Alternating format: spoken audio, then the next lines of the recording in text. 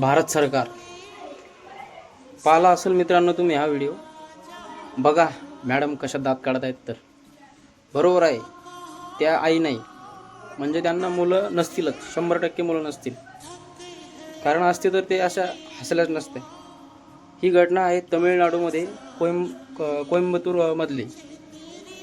10 वर्षाच्या मुलीवरती रेप झाला आणि त्या हत्याकांडानिमित्त ती प्रेस कॉन्फरन्स ठेवली होती.